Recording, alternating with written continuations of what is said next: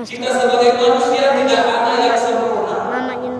Kita sebagai manusia setiap hari pasti diiringi dengan penuh dosa. Maka sebagai manusia satu-satunya menghilangkan dosa dengan banyak-banyak kita beristighfar, bertobat kepada Allah Subhanahu wa taala.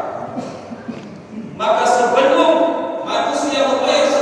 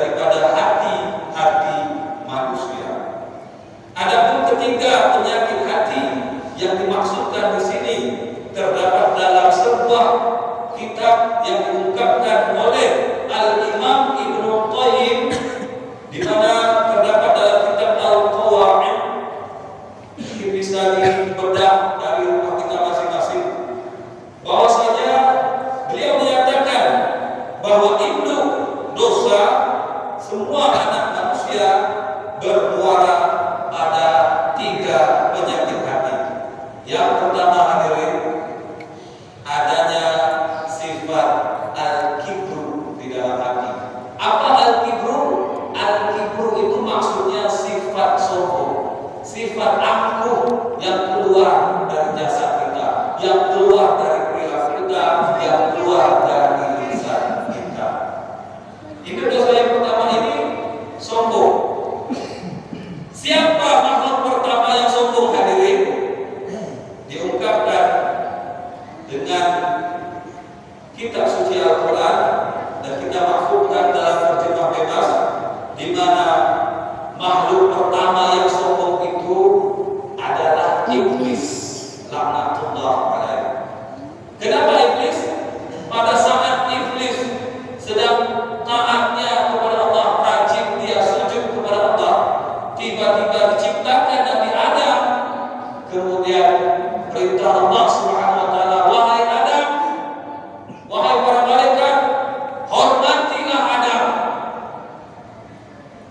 Semuanya hormat, para malaikat hormat, kecuali satu makhluk ini, yakni iblis, tidak mau hormat kepada Nabi Adam.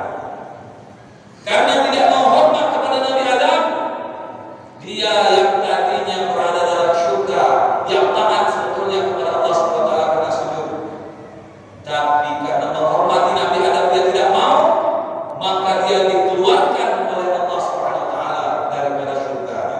Bukan cuma dikeluarkan hadirin, dia terkutuk, terlaknat sampai hari kiamat, bahwa dia tidak diampuni dosanya oleh Allah Subhanahu wa taala. Kenapa? Karena satu sebab sombongnya.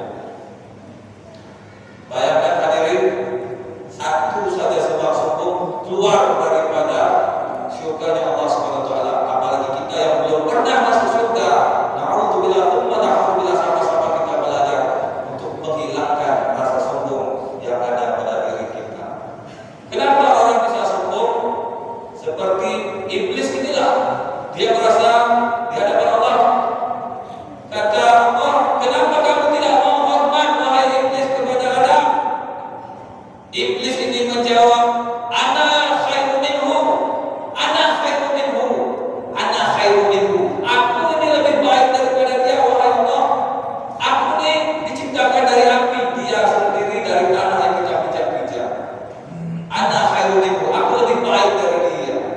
Maka kata-kata merasa diri lebih baik ternyata sangat terkutuk di sisi Allah Subhanahu wa taala. La haula wala quwwata illa billah.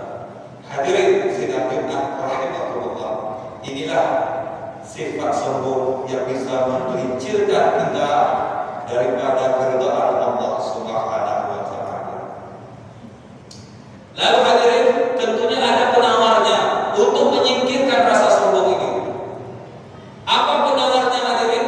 Penawar menyingkirkan sifat sombong ini adalah dengan cara kita menegakkan sholat.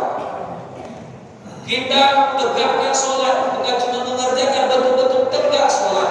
Karena sholat, inna sholata tanha 'anil fahsya'i wal munkar.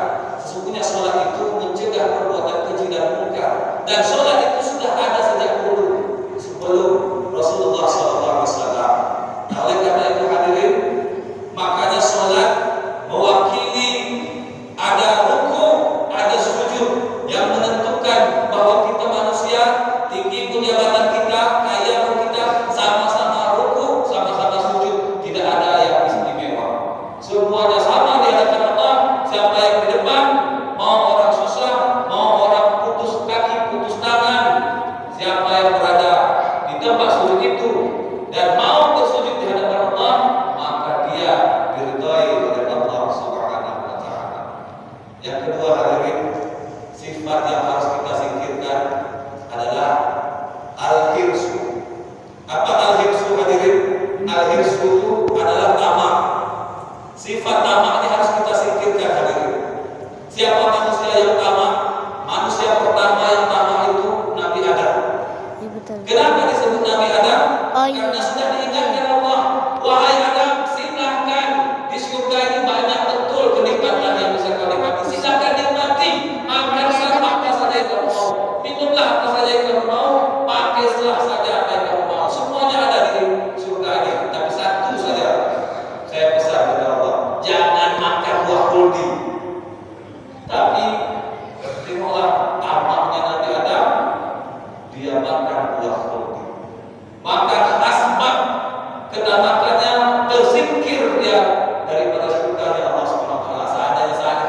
dia batuk, tidak makan buah kuldi, berarti kita semua hadirin hamba Allah ini berada dalam syurga Allah Subhanahu wa taala. Yang ketiga, yang terakhir hadirin, maaf, penawar dari sifat tamak ini apa hadirin? Penawarnya. Jadi kita tahu ada sifat tamak di hati kita. Cara menyingkirkan sifat tamak ini adalah dengan berpuasa. Berpuasa kita.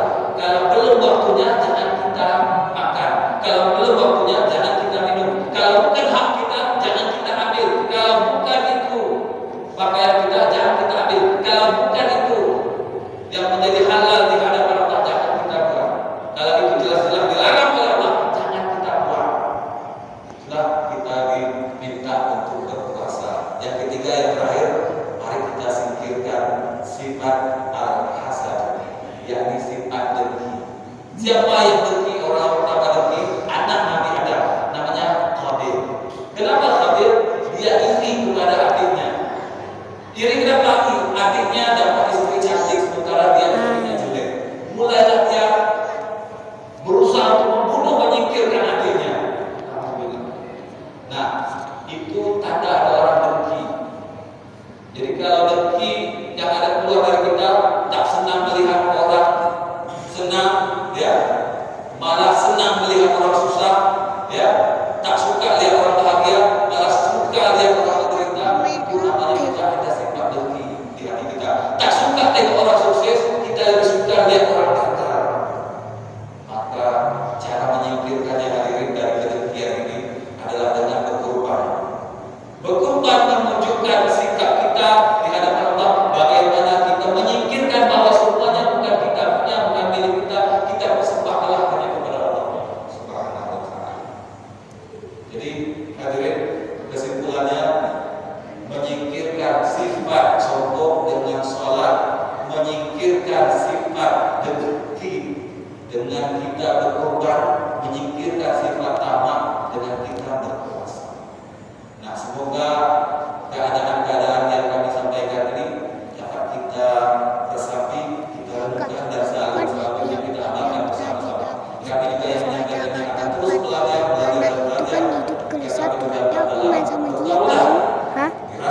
Sabar nanti